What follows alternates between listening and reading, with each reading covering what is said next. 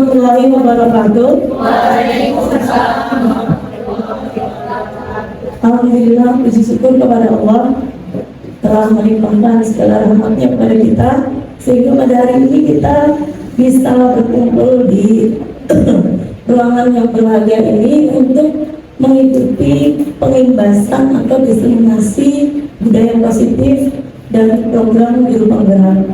Tak lupa salawat dan salam kita sampaikan kepada junjungan kita Nabi besar Muhammad SAW beserta para pengikutnya hingga yang akhir. Yang kami hormati Ibu Kepala Sekolah, Bapak Wakil Kepala Sekolah, dan Bapak Ibu Dewan Guru, serta Bapak Ibu dari Tata Laksana Usaha Sekolah yang sudah berkenan hadir pada siang hari ini untuk sama-sama kita belajar bersama, berbagi praktik baik apa yang sudah saya dapatkan selama mengikuti program Guru Penggerak hampir 2 bulan ini. Kali ini yang mau saya sampaikan adalah mengenai diseminasi budaya positif atau implementasi budaya positif di sekolah. Nah, apa saja itu? Di sini ada 6 poin ya Bapak Ibu yang ingin saya sampaikan. Bukan berarti saya berdiri di sini bisa, tetapi saya hanya ingin bagikan apa yang sudah saya dapat kepada Bapak Ibu semua agar nanti harapannya bisa diterapkan di sekolah kita agar tercipta budaya positif di sekolah kita demi mewujudkan pembelajaran yang berpihak kepada mereka. 6 poin tersebut antara lain yaitu: nomor 1, disiplin positif dan nilai-nilai kebajikan universal. Kemudian yang kedua, teori motivasi, hukuman dan penghargaan restitusi. Kemudian yang ketiga adalah keyakinan kelas. Yang keempat, kebutuhan dasar manusia dan dunia berkualitas. Yang kelima adalah restitusi 5 posisi kontrol. Yang keenam, restitusi segitiga restitusi. Sebelum kita ke poin-poin tersebut, ada baiknya kita mengetahui apa latar belakang kenapa harus diterapkan disiplin budaya positif. Latar belakang penerapan budaya positif diantaranya adalah adanya standar nasional pendidikan, di mana lingkungan yang positif sangat diperlukan agar pembelajaran yang terjadi adalah pembelajaran yang berpihak kepada murid, sebagaimana tertuang dalam standar proses pada standar nasional pendidikan pada pasal 12, yaitu pelaksanaan pembelajaran sebagaimana dimaksud dalam pasal 10 ayat 2 huruf B diselenggarakan dalam suasana belajar yang interaktif. Jadi kita berharap suasana pembelajaran kita di kelas interaktif, kemudian inspiratif, kemudian menyenangkan. Jadi siswa belajar menyenangkan, bukan karena tertekan atau bosan, tapi kita bikin lingkungan belajar yang menyenangkan. Kemudian menantang, ada kemauan dari siswa untuk mengetahui, menggali sesuatu, itu termasuk hal yang menantang. Kemudian memotivasi peserta didik untuk berpartisipasi aktif, supaya peserta didik kita nanti aktif bagaimana. Karena kita lihat di kelas banyak yang diam, bahkan ada yang tidur. Kemudian yang F, memberikan ruang yang cukup bagi prakarsa, kreativitas, kemandirian sesuai dengan bakat, minat, dan perkembangan fisik serta psikologis peserta didik.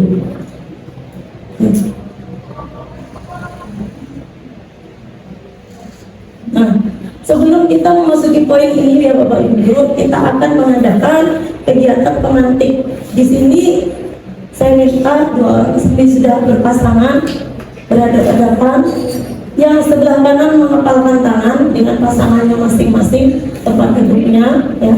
Kemudian yang satunya berusaha untuk membuka kepalan tangan. Yang satu berusaha mempertahankan bagaimana kepalan tangan itu tidak sampai terbuka. Anggap di dalam kepalan tangan Anda itu ada benda yang berharga di dalam kehidupan Anda yang harus Anda pertahankan, ya.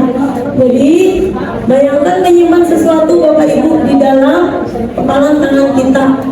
harus dipertahankan yang sebelah kanan. Nah, pian yang sebelah kiri berusaha untuk bisa membuka kepalan tangan teman. Ya, dengan cara apapun silakan, dengan cara membujuk, menghardik, atau memarahi, menggoda, mendidik, apapun yang goda dengan apapun. Nah, ya, supaya mau terbuka tangan temannya. Ya, yang sebelah kiri merayu bagaimana caranya supaya kepala tangan teman itu terbuka. Sekali lagi, yang berkepala tangan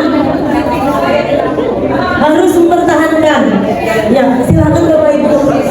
Adakah yang berhasil?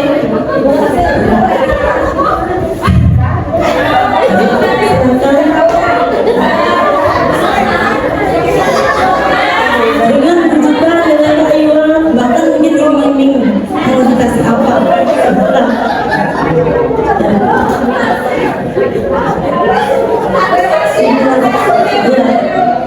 Ya, sudah? Ya, ada yang berhasil? Ya, ada yang tidak berhasil? Ya, ada yang tidak berhasil, ada yang berhasil. Baik, nah, ada 3 pertanyaan. Apakah Anda atau B yang membuka kepala tangan Anda? Apakah ada tadi? Ada. Alasannya kenapa? Ya. Kemudian yang kedua, apakah Anda yang menutup yang menutup kepala tangan Anda? Adakah yang menutup? Menutup. Tadi ada yang buka, ada yang tutup, ya. Ya. Kenapa Anda menutup? Alasannya apa?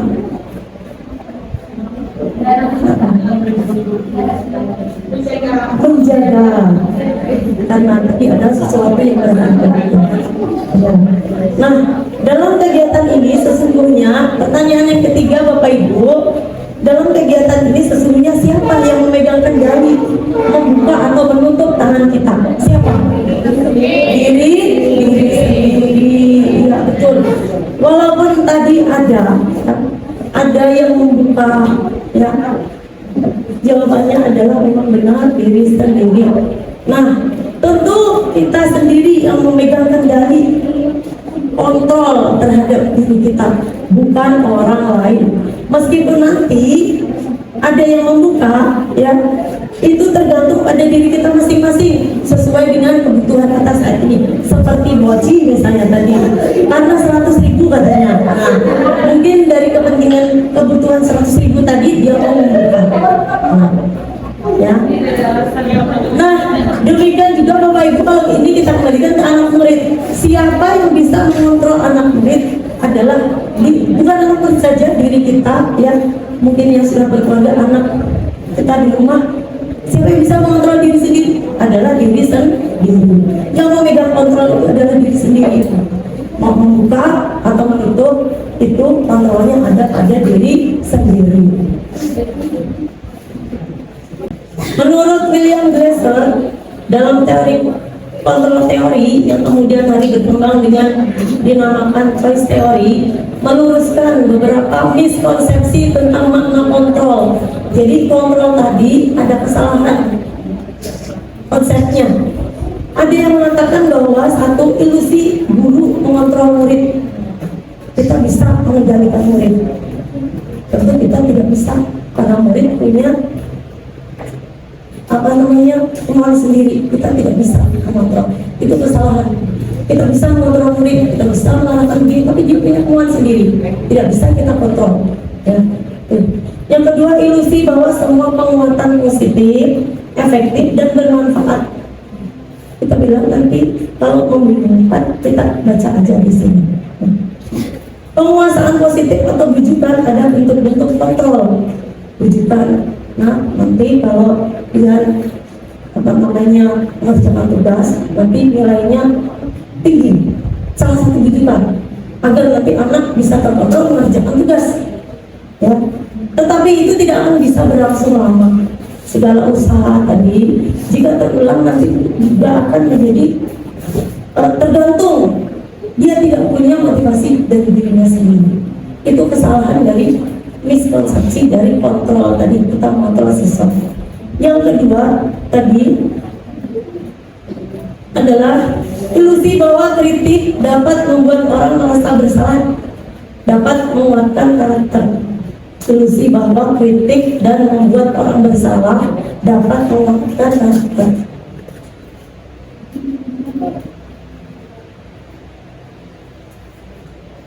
Jadi di sini menggunakan kritik dan rasa bersalah untuk mengontrol murid menuju pada identitas gagal. Misalnya, gara-gara kamu nih, ibu jadi dipanggil oleh ibu kepala sekolah. Saya kecewa, ternyata bapak ibu itu tidak tepat kata-katakan kepada anak murid. Kontrol yang seperti itu kurang tepat. Nah, jadi mereka belajar untuk merasa buruk terhadap dirinya. Mereka mengembangkan dialog diri yang negatif.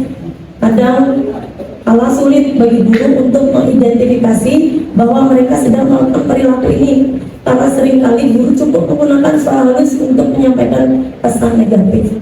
Jadi itu berdampak tidak baik. Kemudian yang keempat tadi ada ilusi bahwa orang dewasa memiliki hak untuk memaksa. Itu juga tidak benar. Tidak cuma di sekolah, di rumah saja, ya, orang tua kadang kita masih dipaksa orang tua. Itu banyak orang dewasa yang percaya bahwa mereka memiliki tanggung jawab untuk membuat murid-murid berbuat hal-hal tertentu dengan paksaan. Apapun yang dilakukan dapat diterima selama ada sebuah kemajuan berdasarkan sebuah pengukuran kinerja. Pada saat itu pula orang dewasa akan menyadari bahwa perilaku memaksa tidak efektif. Untuk jangka panjang, untuk waktu jangka panjang, dan sebuah hubungan permusuhan akan terbentuk karena keterpaksaan tadi. Bagaimana agar bisa berubah dari paradigma stimulus respon kepada pendekatan teori kontrol, mengatakan bahwa bila kita ingin membuat kemajuan, perlahan-lahan sedikit ubahlah sikap atau perilaku Anda. Namun bila kita ingin memperbaiki cara-cara utama kita, maka kita perlu mengubah kerangka acuan kita. Sama ini kita kerangka acuannya salah Bapak Ibu, karena miskonsepsi tadi. Ubahlah bagaimana Anda melihat dunia, bagaimana Anda berpikir tentang manusia. Ubahlah paradigma Anda, skema pemahaman dan penjelasan aspek-aspek tertentu tentang realitas.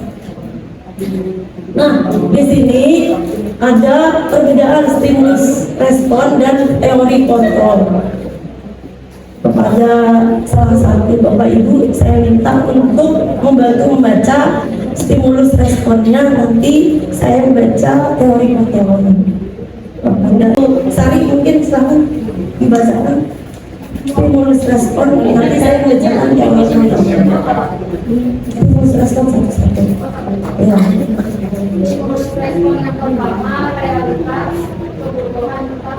Nah, di dalam teori kontrol itu realitas kebutuhan kita berbeda Bapak Ibu. Murid dengan kita berbeda kebutuhannya. Ya, jadi kita nggak bisa menyamakan. Kemudian nomor 2 Ibu Sani. Semua orang melihat hal yang sama. Di dalam teori kontrol, setiap orang memiliki gambaran berbeda. Pandangan anak dengan pandangan kita melihat segala sesuatu itu berbeda. Kemudian yang ketiga, kita mencoba mengubah orang agar berpandangan sama. Ya. Di teori kontrol kita berusaha memahami pandangan orang lain tentang dunia. Jadi kita berusaha memahami pandangan anak. Murid bagaimana dan apa yang dia pikirkan. Tidak bisa kita samakan dengan pandangan kita.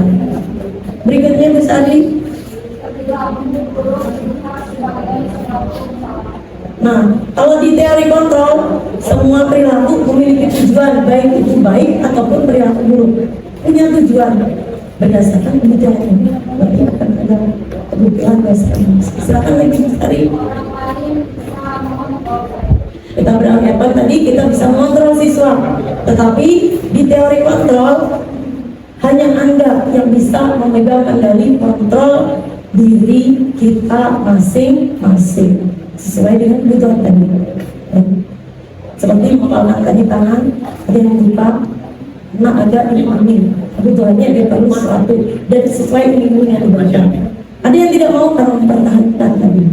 Ya berikutnya misalnya, Anda tidak bisa mengontrol orang lain, itu dalam teori kontrol. Kita tidak bisa mengontrol orang lain. Begitu juga kita kepada anak murid kita. Tidak bisa mengontrol anak murid kita. Jadi yang mengontrol tadi adalah diri kita sendiri. Jadi kita harap anak itu bisa mengontrol dirinya sendiri, bukan orang lain. Gitu. Berikutnya, Misteri. Ya. Dalam teori kontrol, kolaborasi dan konsensus menciptakan pilihan-pilihan baru. Ketika pemaksaan gagal, ya akhirnya nanti berubah menjadi tadi permusuhan akhirnya ujungnya. Nah, di dalam teori kontrol kita berkolaborasi dengan siswa menciptakan pilihan-pilihan baru atas tindakan-tindakan mungkin yang tidak sesuai, begitu ya. Yang terakhir Bisari. Ya, kalau di dalam teori kontrol model berpikirnya menang, sama-sama menang. Kita dengan anak murid nanti akan hitung-hitungan jadinya, saya menang, anak murid kalah. Anak murid menang, kita kalah. Di dalam teori kontrol guru menang, murid menang. Itu yang mau disampaikan. Nah, ini adalah pemantik agar kita nanti bisa menciptakan, menerapkan budaya positif di sekolah. Baik, sekarang kita akan melanjutkan kepada poin pertama, yaitu mengenai disiplin positif dan nilai-nilai kebajikan universal. Dalam budaya kita, kata disiplin sudah biasa terdengar ya Bapak Ibu, baik di sekolah, di luar sekolah, dan di dalam masyarakat. Kira-kira apa yang ada di benak pian mendengar kata disiplin? Apa? Mendengar kata disiplin apa yang ada di benak pian? Taat peraturan, wajib ditaati, apa itu? Mendengar kata-kata disiplin apa yang ada di benak pian? Patuh. Ya. Nah, dalam budaya kita, makna kata disiplin dimaknai menjadi suatu yang dilakukan seorang pada orang lain untuk mendapatkan kepatuhan. Kita cenderung menghubungkan kata-kata disiplin dengan tidak nyamanan. Karena takut, pasti kena hukuman. Ya. Jadi kita terpaksa disiplin datang sekolah jam sebelum jam 7.30 udah di sekolah. Takut nanti kalau ditegur, takut nanti mendapat sanksi. Karena itu menyebabkan ketidaknyamanan. Bapak pendidikan kita, Ki Hajar Dewantara mengatakan bahwa di mana ada kemerdekaan, di situlah harus ada disiplin yang kuat. Sungguh pun disiplin itu bersifat self-disiplin, yaitu kita sendiri yang mewajibkan kita dengan sekeras-kerasnya. Tetapi itu sama saja, sebab jika kita tidak cakap melakukan self-disiplin, wajiblah penguasa lain mendisiplinkan diri kita. Dan peraturan demikian itulah harus ada dalam suasana yang merdeka. Nah, jadi kalau disiplin itu tidak ada dalam motivasi diri kita, wajib ada orang lain yang bisa menertibkan kita. Gitu. Nah,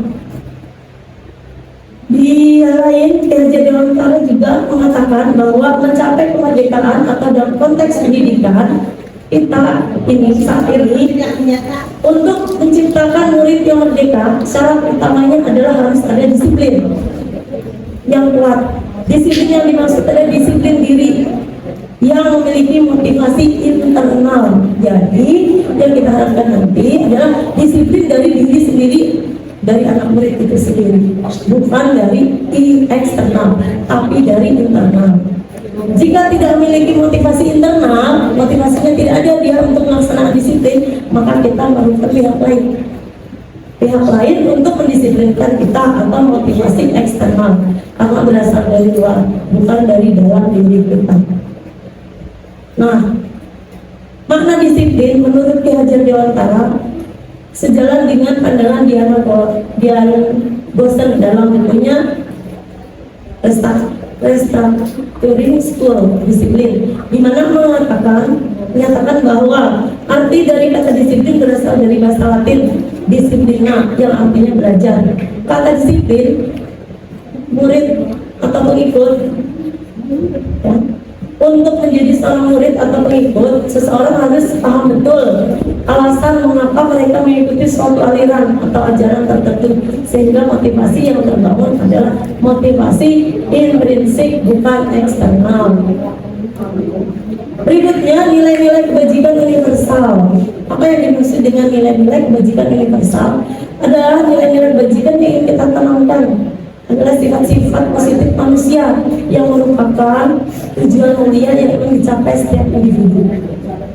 Ya, itu nilai-nilai kebajikan. Kemudian dia menegaskan dengan mengaitkan nilai-nilai kebajikan yang diyakini seseorang, maka memotivasi intrinsiknya akan terbangun sehingga menggerakkan motivasi dari dalam untuk dapat mencapai tujuan mulia yang diinginkan. Jadi Bapak Ibu guru, kita tekankan kepada anak murid nilai-nilai kebajikan apa, sehingga dia menyadari nilai kebajikan itu dan menjadi motivasi intrinsik dari dalam dirinya, bukan dari luar. Nah, gitu ya Bapak Ibu. Nah, nilai-nilai kebajikan universal tadi yang saat ini sudah tertuang di dalam profil pelajar Pancasila. Mau dibacakan Ibu Nofril apa saja nilai-nilai yang ada di dalam profil pelajar Pancasila. Ibu, ya, saya kritis, pendidikan global, saya siapa dulu kita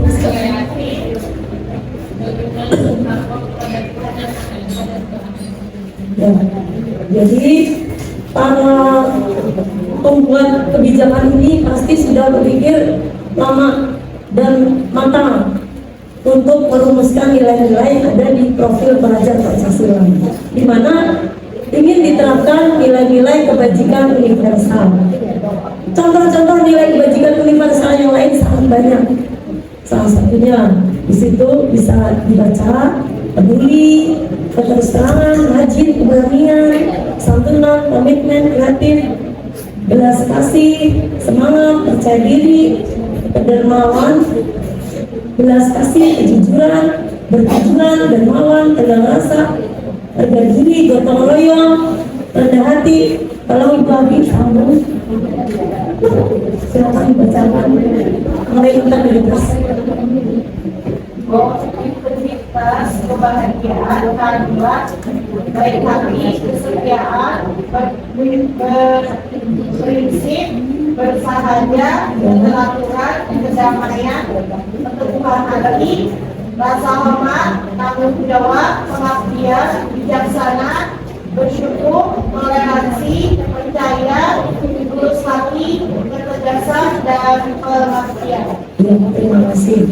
Nah, ini adalah nilai-nilai kebajikan universal yang sudah disepakati bersama, selain yang sudah tertuang dalam profil pelajar Pancasila. Berikutnya, sebelum melanjutkan, apakah ada tanggapan Bapak Ibu? Silakan. Mengenai tadi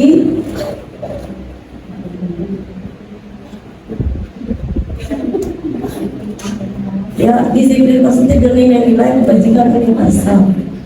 Jadi kaitannya disiplin dengan kebajikan tadi, kita berharap nilai-nilai kebajikan tadi diyakini oleh anak murid kita sehingga menjadi motivasi dalam dirinya. Dan itu kalau dilaksanakan akan dasar luar biasa dibanding dia nanti mendapatkan motivasi dari luar dirinya. Ya. Baik, kalau tidak ada kita teruskan ya. Nah, teori yang kedua, poin yang kedua adalah teori motivasi, hukuman, dan penghargaan serta restitusi. Motivasi perilaku manusia kita kenali ya Bapak Ibu. Di sana, menurut Diana Godin dalam bukunya Restructuring School Disiplin menyatakan ada 3 motivasi perilaku manusia. Yang pertama, untuk menghindari ketidaknyamanan atau lingkungan. Motivasinya, ya, supaya tidak kena teguran, tidak kena sanksi. Kemudian yang kedua, mendapatkan imbalan atau penghargaan dari orang lain. Ya. Motivasi perilaku kita karena nanti pengen dapat penghargaan, pengen dapat pujian, pengen dapat imbalan dari orang lain. Itu motivasi kita yang kedua, motivasi perilaku manusia. Yang ketiga, untuk menjadi orang yang merdeka. Motivasinya adalah untuk menjadi orang yang merdeka. Mereka inginkan dan menghargai diri sendiri dengan nilai-nilai yang mereka percaya. Jadi bukan karena hukuman, bukan karena imbalan, tetapi semata-mata karena tadi ingin menjadi menghargai diri sendiri, ya, dengan nilai-nilai yang dipercaya. Kira-kira Bapak Ibu di sini dari 3 motivasi lebih cenderung kemana motivasi kita? Apakah nomor 1, 2, atau 3? Motivasi apa? Kalau Ibu ketiga nomor 3, ya. Iya, biasa. Dari ketiga motivasi ini yang kita harapkan adalah yang idealnya ya Bapak Ibu adalah motivasi yang nomor 3. Bukan karena takut hukum atau karena kita ingin dapat imbalan, tetapi dari diri kita sendiri, menghargai diri kita sendiri dengan nilai-nilai yang kita percaya. Tuh ya. Di sini poin berikutnya adalah sebagai seorang pendidik, saat Anda perlu hadir di suatu pelatihan, motivasi apa yang mendasari tindakan Anda? Pelatihan. Yang pertama, apakah Anda hadir karena tidak ingin ditegur oleh panitia? Yang kedua, apakah Anda ingin dilihat dan dipuji oleh lingkungan Anda? Ataukah yang ketiga, apakah Anda ingin menjadi pembelajar sepanjang hayat, menjadi orang yang berusaha bertanggung jawab serta menghargai diri sendiri sebagai teladan bagi murid-murid kita? Yuk, kira-kira yang mana? Nomor 3. Ada lagi? Mungkin yang ketiga-tiganya, yang keduanya ada? Ya, idealnya memang yang ketiga yang bagus. Sepakat ya kita yang ketiga ya. Jadi kita kalau ada pelatihan bukan karena ingin takut ditegur panitia atau karena pengen dipuji oleh lingkungan kita, tetapi dengan kesadaran kita ingin berusaha bertanggung jawab, menghargai diri sendiri sebagai teladan bagi murid-murid kita. Nah, poin berikutnya adalah ini saya ambil dari LMS ya. Bila di sekolah Anda tidak ada aturan yang memberikan surat teguran bagi karyawan yang sering datang terlambat dan tidak ada atasan yang memberikan penghargaan menjadi karyawan terbaik karena sering datang tepat waktu, apakah Anda akan tetap datang tepat waktu? Kita datang terlambat gak ditegur, ya. Kita datang tepat waktu gak dihargai. Nah, kira-kira apakah Bapak Ibu tetap datang tepat waktu? Kenapa alasannya? Tuhan Insya Allah luar biasa. Tanggung jawab kita kepada yang kuasa luar biasa. Terima kasih Bapak Ibu ya. Betul sekali ya Bapak Ibu. Jadi yang motivasi yang ketiga ini, alasan kita datang ke sekolah tepat waktu meskipun gak dihargai, ada penghargaan, dapat penghargaan gak masalah.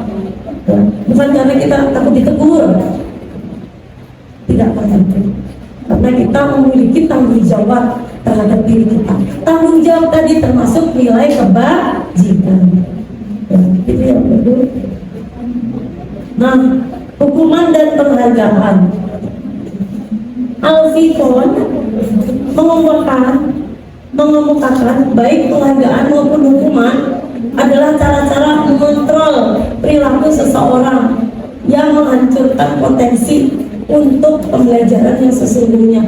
Jadi ternyata ya Bapak Ibu, hukuman dan penghargaan itu bisa menghancurkan potensi untuk pembelajaran yang sesungguhnya. Menurut Kon, secara ideal tindakan belajar itu sendiri adalah penghargaan. Contohnya, kita mengajari anak bisa menulis itu sudah menjadi penghargaan, bukan harus diberi bintang, tidak. Nah, penghargaan bisa menghukum penghargaan. Menghukumnya tadi, kalau tidak dapat penghargaan, siswa tidak akan melakukan termotivasi melakukan hal yang kita sudah disepakati. Itu menghukum. Kemudian penghargaan jangka pendek dan jangka panjang, bukan berkelanjutan secara terus-menerus. Kemudian penghargaan tidak efektif, terkadang tidak sesuai dengan apa yang diperlukan oleh anak murid kita. Tidak efektif. Kemudian merusak hubungan. Nanti bisa terjadi kecemburuan Bapak Ibu antara murid yang dapat penghargaan dan yang tidak dapat penghargaan. Bisa merusak hubungan, bisa menyebabkan timbulnya kecemburuan sosial. Berikutnya adalah menurunkan kualitas.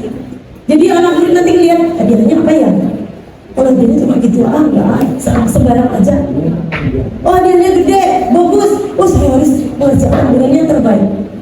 Jadi itu ya, bisa menurunkan kualitas pembelajaran. Kemudian menurunkan ketepatan. Dan yang terakhir, mematikan kreativitas. Mematikan kreativitas. Bagaimana mau apa itu yang gini? Kalau nggak sesuai mereka udah nggak usah aja, nggak penting gitu. Nah itu yang Bapak Ibu. Berikutnya hukuman, konsekuensi dan restitusi. Hukuman bersifat tidak terencana atau tiba-tiba. Anak atau murid tidak tahu apa yang terjadi dan tidak dilibatkan. Kita mau langsung hukum aja. Langsung hukum satu arah kalau hukuman. Hukuman itu bersifat satu arah dari pihak guru yang memberikan dan murid yang menerima satu hukuman tanpa melalui suatu kesepakatan atau pengarahan dari pihak guru, baik sebelum atau sesudahnya. Hukuman yang diberikan bisa berupa fisik ataupun psikis, verbal, yang maksudnya kata-kata itu bisa melukai psikis anak, disakiti oleh suatu perkataan tadi. Nah, kalau konsekuensi bentuk disiplin yang sudah terencana, sudah disepakati, sudah dibahas dan disetujui oleh murid dan guru. Umumnya bentuk-bentuk konsekuensi dibuat oleh pihak guru atau sekolah, dan murid sudah mengetahui sebelumnya konsekuensi yang akan diterima bila pelanggaran. Kalau tadi hukuman adalah secara tiba-tiba, kalau konsekuensi sudah ada kesepakatan. Datang terlambat, nanti kamu dapat 5 poin ya. Sudah, iya. Kesepakatan itu sudah. Itu konsekuensinya. Salah satu contohnya seperti itu yang dulu. Nah, di sini kita mari refleksikan kira-kira ada beberapa tindakan atau kejadian di sini. Kami minta kepada Bapak Ibu dulu secara bersama-sama mari kita teliti apakah yang sudah tertera di situ termasuk hukuman atau konsekuensi. Mencatat 100 kali di dalam buku kalimat saya tidak akan terlambat lagi karena terlambat ke sekolah. Apakah itu hukuman atau konsekuensi? Hukuman, ya betul ya Bapak Ibu. Kemudian yang kedua, lari mengelilingi lapangan basket 2 kali karena terlambat hadir di sekolah. Hukuman atau konsekuensi? Hukuman. Membersihkan coretan yang dibuatnya di meja tulis. Konsekuensi karena dia yang melakukan. Ya, jadi dia harus membersihkan tadi coretannya. Kemudian yang berikutnya, murid diminta untuk push up 15 kali karena tidak menggunakan masker ke sekolah. Hukuman atau konsekuensi? Hukuman. Hukuman atau konsekuensi? Hukuman. Berikutnya, menggantikan kertas tugas teman yang telah dicoret-coret, hukuman apa konsekuensi? Iya, konsekuensi karena dia yang melakukan coret-coret. Konsekuensinya dia harus mengganti, gitu ya. Berikutnya, berjemur di lapangan basket pukul 12 siang karena mengobrol dengan teman. Nah, berikutnya lagi, berjemur di lapangan basket pukul sudah ya. Murid diminta bertelanjang kaki sepanjang hari karena tidak menggunakan sepatu warna hitam sesuai peraturan sekolah. Hukuman atau konsekuensi? Hukuman atau konsekuensi Bapak Ibu? Iya, hukuman karena diminta. Berikutnya, berdiri di depan kelas sambil mengangkat kaki satu karena tidak bisa. Hukuman atau konsekuensi? Hukuman. Berikutnya, membersihkan tumpahan air di meja tulis karena tersenggol. Konsekuensi dia yang menumpahkan, dia yang harus bersihkan, bukan teman-temannya atau orang lain. Berikutnya, kehilangan 10 menit jam istirahat untuk mengerjakan tugas karena terlambat datang dan tertinggal pelajaran. Konsekuensi lagi masih ada. Duduk di bangku di pinggir lapangan pada jam istirahat tidak diizinkan bermain oleh guru piket karena mencederai teman saat bermain di lapangan. Tindakan dia duduk karena dia melakukan, kalau dia tidak mencederai teman, dia tidak akan disuruh duduk di pinggir lapangan. Artinya ini ada konsekuensi. Berikutnya, terlambat hadir di pembelajaran dari 15 menit dan diminta untuk tinggal 15 menit sesudah kelas usai untuk membahas ketertinggalan pembelajaran. Hukuman atau konsekuensi? Konsekuensi karena dia tadi ketinggalan mengikuti pembelajaran. Berikutnya, membersihkan WC sekolah karena mematahkan pensil kawannya. Hukuman atau konsekuensi? Hukuman. Sekarang pertanyaannya Bapak Ibu Guru, selama ini nih kita di sekolah kita banyak memberikan hukuman atau konsekuensi?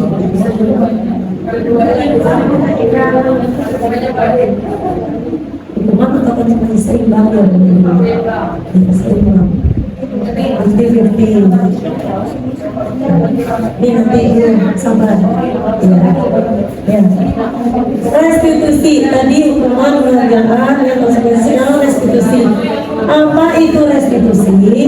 Restitusi adalah proses menciptakan kondisi bagi murid untuk memperbaiki kesalahan mereka. Jadi jika murid bersalah, kita beri kesempatan untuk memperbaiki kesalahannya sehingga mereka bisa kembali pada kelompok mereka dengan karakter yang lebih kuat. Nah, menurut Presiden, restitusi juga berarti proses kolaboratif mengajarkan murid untuk mencari solusi untuk masalah dan membentuk murid berpikir tentang orang seperti apa yang mereka inginkan dan bagaimana mereka harus memperlakukan orang lain. Jadi proses restitusi nanti berlangsungnya kolaboratif, tidak satu arah atau cuma ada dua arah, tapi kolaboratif Bapak Ibu, kita dengan siswa, dengan orang tua, dengan semua warga sekolah. Itu nanti proses restitusi seperti tadi yang mau ditanyakan Bu Rista. Sabar ya Bu Rista. Nah, berikutnya poin yang ketiga adalah keyakinan kelas. Kalau sebelumnya ada kesepakatan kelas, sekarang berganti ya Bapak Ibu, bunyinya adalah keyakinan kelas. Apa itu keyakinan kelas? Adalah seperangkat nilai kebajikan dan prinsip yang disepakati bersama oleh guru dan siswa untuk memandu perilaku dan interaksi di dalam kelas. Keyakinan kelas dapat dibuat dengan melibatkan siswa secara aktif dalam prosesnya. Jadi kita menciptakan keyakinan kelas itu bersama-sama dengan murid. Tidak bisa kita sendiri yang menentukan. Nah, pembentukan keyakinan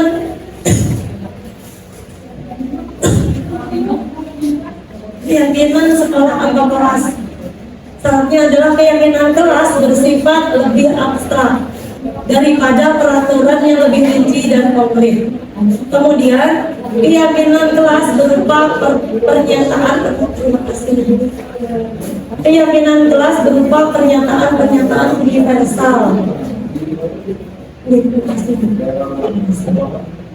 Yang ketiga, pernyataan keyakinan kelas senantiasa dibuat dalam bentuk positif. Tidak boleh ada kalimat negatif. Kenapa tidak boleh? Karena berkesan itu memaksa. Kemudian keyakinan kelas hendaknya tidak terlalu banyak. Jadi beberapa poin sehingga murid mudah untuk mengingat. Mungkin ditempel ya setiap kali, oh ya ini, lama-lama kita berharap akan terpola di pikirannya dan akan terlaksana terterap dalam perilakunya. Keyakinan kelas sebagai sesuatu yang dapat diterapkan di lingkungan tersebut. Yang ada di lingkungan sekolah misalnya apa? Kita masalahnya adalah orangnya siswa menjaga kebersihan. Bagaimana keyakinan kelasnya? Adalah menjaga kebersihan. Misalnya gitu ya.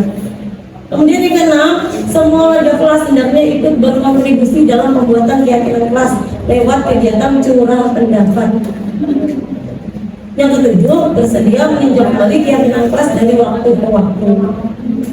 Nah, bagaimana prosedur pembentukan keyakinan sekolah atau kelas? Pertama, kita mempersilahkan murid di kelas untuk berpendapat seperti yang sudah kami praktekkan. Kegiatan bergerak dan juga pada saya sempat praktek ya Bapak Ibu Guru di kelas dapat atau juga semua kelas, meskipun semua kelas cuma kelas 8 yang ada dokumentasinya, dan itu sebenarnya harus direkam. Saya tidak tahu harus direkam, ternyata saya cuma dokumentasinya foto itu pun terbatas ya. Jadi Bapak Ibu Guru, kita untuk keyakinan kelas kita minta semua siswa untuk mengeluarkan pendapatnya tentang peraturan yang perlu disepakati apa saja. Silakan ditulis. Kemarin kalau saya mempraktekannya pakai sticky note, silakan yang tulis apa yang pengen yang sepakati, pengen dia terapkan di kelas ini supaya nanti kedepannya pembelajaran di kelas pian ini menjadi nyaman, menjadi nanti mendukung pembelajaran pian. Lalu mereka menulis di sticky note masing-masing. Lalu mereka nanti ditempel ya pada kertas karton. Disediakan kemarin kertas karton, mereka menempel. Kemudian menyusun keyakinan kelas sesuai prosedur dari bentuk kalimat negatif menjadi positif. Jadi keyakinan kelas itu tadi Bapak Ibu Guru tidak boleh, Bapak Ibu ya, tidak boleh ada kalimat negatif karena kesannya memaksa. Sedangkan nanti penerapan disiplin positif itu kalau ada dorongan motivasi terpaksa, tapi hasilnya tidak sesuai dengan yang inginkan. Kita menginginkan anak murid mempunyai motivasi dari dalam dirinya. Ya, misalnya contoh, jangan berlari di kelas atau koridor, atau jangan membuang sampah, tidak boleh membuang sampah. Maka harus kita ubah menjadi kalimat negatif positif, kembali berjalanlah di kelas atau di koridor. Atau misalnya apa? Misalnya jangan membuang sampah, buanglah sampah pada tempatnya, atau jagalah kebersihan. Begitu ya Bapak Ibu. Nah, berikutnya setelah itu diubah menjadi dari kalimat, karena anak-anak Bapak Ibu ya ada yang menuliskan kalimat negatif. Nanti kita ambil dari beberapa itu mana yang sekelompok atau satu paham, misalnya jangan buang sampah, jagalah kebersihan, itu kan satu poin ya. Nah itu nanti kita kelompokkan, kita ambil jadi tinggal beberapa. Kalau di kelas misalnya ada 28 murid, berarti tidak semuanya, karena kita kelompokkan sesuai yang sama. Nah, baik. Tinjau kembali pendapat yang sudah dicatat, sudah sesuai atau belum. Kemudian setelah selesai, warga kelas meninjau ulang dan menyetujui. Nah, ini kesepakatan kita. Kira-kira biar sepakat tidak? Keyakinan kebaikan yang biar sudah tulis ini kita terapkan di kelas. Kalau sudah disetujui, kita ditandatangani oleh siswa dan guru. Ya, oleh siswa dan guru, berarti bersama-sama. Nanti kalau misalnya gurunya yang lupa, saya belum membuang sampah, bisa ditegur oleh panitia. Jangan kita aja yang mendidik, kita pun harus siap konsekuensinya untuk bersama-sama menerapkan keyakinan yang sudah diterapkan. Kemudian yang ketujuh, keyakinan kelas diletakkan di dinding kelas, ditempel yang mudah didapat dilihat oleh semua warga kelas, sehingga nanti kalau ditempel setiap kelas ada atau di luar kelas ada, nanti mereka membaca tentang bola di oh ya nggak boleh, ini harus masalah teman-teman, lama-lama tentang bola untuk penerapan keyakinan kelasnya. Nah ini penerapan pembuatan keyakinan kelas kemarin Bapak Ibu, ini pun dokumentasinya ada yang tunggal. Kemudian kemarin menyimpulkan menjadi 2345. Silakan nanti Bapak Ibu di kelas, Bapak Ibu balik kelas ya, untuk menerapkan pembuatan keyakinan kelas yang harus disepakati bersama-sama secara sadar oleh siswa. Yang sticky note. Yang sticky note. Jadi belum sediakan sticky note, belum beli karton, belum disampaikan kepada siswa. Silakan kebaikan, nilai kebaikan yang harus diterapkan, yang harus diyakini di dalam kelas itu saja. Katanya itu nggak boleh namanya ribut di kelas, ya bisa aja. Nah, ditempel nanti kita bersama-sama meluruskan dan mengarahkan pada siswa bahwa dalam pembuatan keyakinan kelas menghilangkan kata-kata lidah dan zaman dengan dibantu oleh guru. Kemudian kalau sudah selesai dibikin dan ditempel di setiap ruang kelas. Kemarin waktu loka karya kedua, loka karyanya di SMP 7, belum melihat di setiap kelas mereka ada apa? Ya, ada sedikit harus dibetulkan karena bunyinya bukan keyakinan kelas tetapi peraturan kelas, itu tidak boleh. Yang betul ada keyakinan kelas, tidak boleh peraturan kelas, gitu ya. Ini kira-kira adakah yang mau menanggapi Bapak Ibu? Kita sudah berbicara meja, kursi siswa dari semua kelas 7 kelas atau kemudian beberapa kali minggu kemudian melihat ada beberapa kelas yang mesti diberikan. Ini ada juga diantaranya kelas yang ada coretan, masih ada coretan, ada kan dari awal memang nggak ada lagi lah, sudah di apa? Nah, mungkin barangkali ada masukan dari guru yang mengajar atau di kelasnya di dalam kelas yang tidak dicoretan, diakari apapun misalnya dimasukkan ke dalam pembuatan keyakinan kelas secara apa ya namanya siap-siap atau sudah ditempel. Gitu mungkin kita masukkan dari Tipsnya adalah menyampaikan pesan bahwa kalau sudah dicat nggak boleh dicoret-coretkan. Terkait pertanyaan buat saya tadi, apa yang dipakai kesepakatan kelas atau keyakinan kelas? Di dalam program guru penggerak ini, kalau sebelumnya disebut dengan kesepakatan kelas, tetapi sekarang berubah menjadi keyakinan kelas. Sama intinya, sama-sama meyakini tentang nilai-nilai kebajikan yang diterapkan di dalam kelas itu untuk diterapkan oleh semua warga kelas tersebut. Alangkah baiknya nanti ditulis, ditempel di dinding kelas supaya karena nggak semua siswa. Baik ya Bapak Ibu, kita teruskan ya. Sekarang kebutuhan dasar manusia. Jadi seluruh tindakan manusia memiliki tujuan tertentu. Semua yang kita lakukan adalah usaha terbaik kita untuk mendapatkan apa yang kita inginkan. 5 kebutuhan dasar manusia. Pertama, bertahan hidup. Yang kedua, penugasan, penguasaan. Yang ketiga, kasih sayang dan rasa diterima. Yang keempat, kesenangan. Yang kelima, kebebasan. Nah, jikalau semua kebutuhan kelima dasar dan manusia ini diterapkan oleh anak murid kita sudah terpenuhi, insya Allah pembelajaran di kelas di sekolah tidak akan menemui masalah. Tetapi taruh satu saja kebutuhan dasar mereka tidak terpenuhi, maka akan sering kita dengar nama-nama mereka di telinga kita, si A, si B, melakukan A, melakukan B, karena tidak terpenuhinya kebutuhan dasar manusia tadi. Nah, berikutnya di sini ada cerita analisis kebutuhan dari cerita Dimas. Tahun ini Dimas genap berusia 17 tahun. Ia senang sekali ketika ayahnya mulai mengajarkan cara menyetir mobil. Setiap akhir pekan ia berlatih menyetir sampai akhirnya dia berhasil menyetir mobil dengan baik dan lancar. Ketika ibunya bertanya pada Dimas apa yang membuat dia ingin menyetir mobil, maka jika jawaban Dimas seperti di bawah ini, kebutuhan dasar apa yang ingin dia penuhi.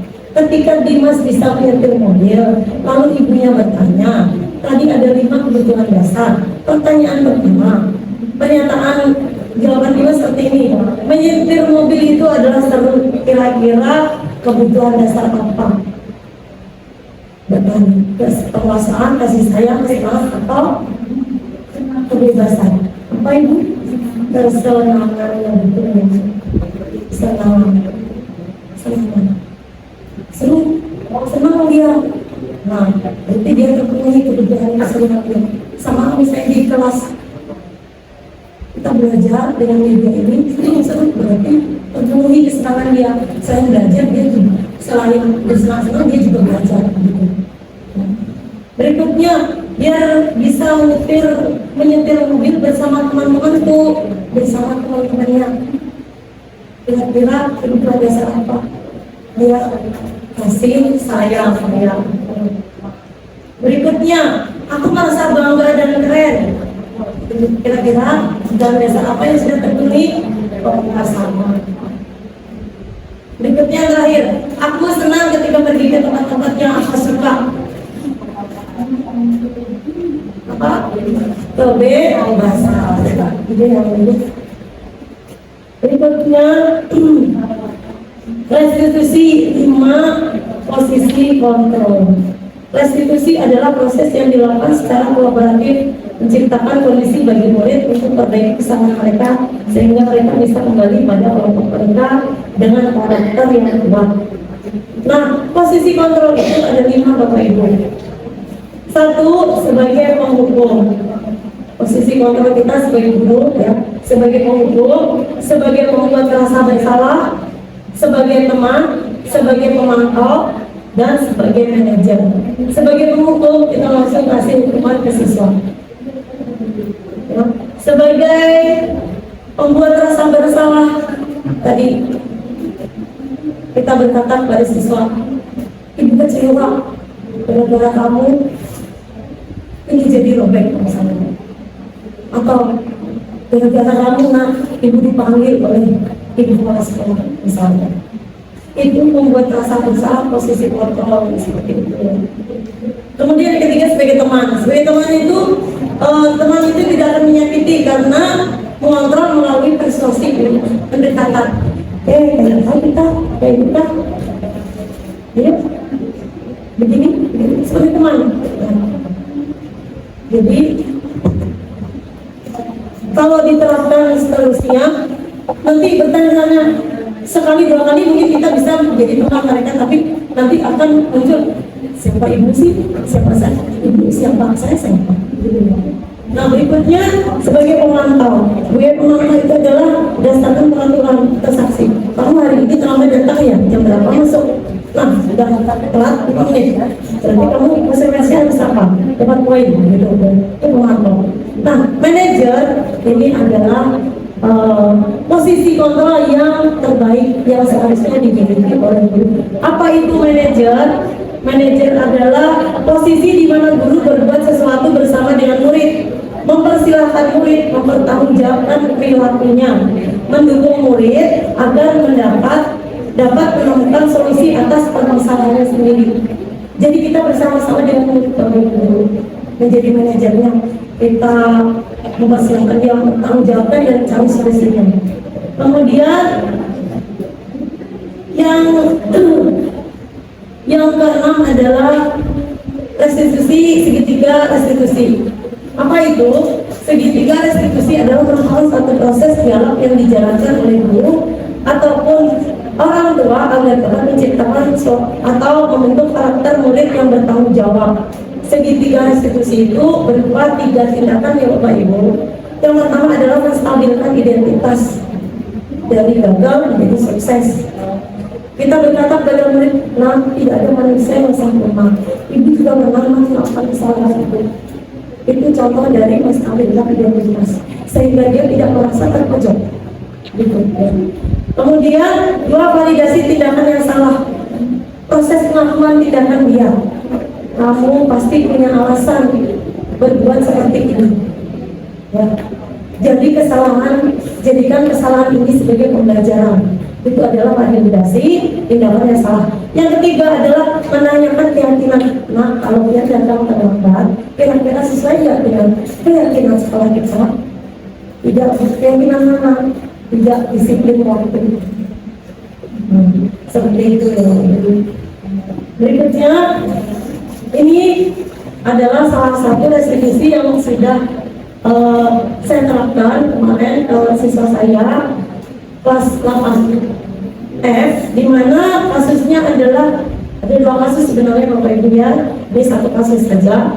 Seorang siswa kelas 8F bernama Sauki yang mengajar 8F pasti tahu ya, membawa alat bermain dari besi yang ujungnya runcing, dan mainan tersebut digunakan untuk menggaruk-garuk kepala, lidah, dan anggota badan lain dari teman-temannya, di mana itu sangat berbahaya dan dapat melukai temannya. Kalau kita sebagai guru, ayo si penghukum, kita langsung panggil, kamu ini, langsung kita kasih hukuman. Tetapi istri saya melakukan restitusi. Apa yang saya lakukan? Saya guru memanggil Sauki dengan tahapan menstabilkan identitas. Dan Sauki dengan menanyakan, kamu mainkan alat mainan besi kunci ini, mestinya itu berbahaya. Validasi tindakan bermain-main memang menyenangkan Sauki, namun alat ini membahayakan teman atau orang lain. Terakhir, menanyakan keyakinan apa kamu yang melakukan sesuai dengan kesepakatan kelas, dan apa yang kamu lakukan. Jadi setelah kita menanyakan keyakinan, kita menanyakan ke depannya kamu mau seperti apa. Nanti kita bersama-sama dengan dia membukakan solusi untuk dia, sehingga solusi itu tidak dari kita sendiri, dari siswa juga. Nah, ini videonya yang tadi.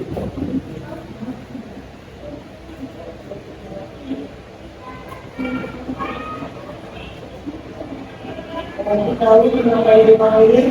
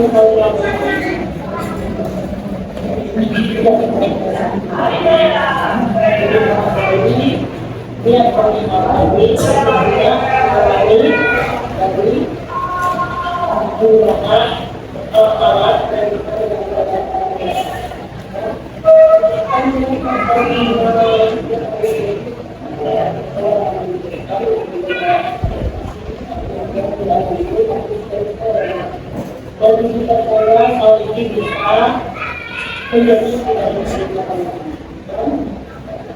Bisa lebih baik utamanya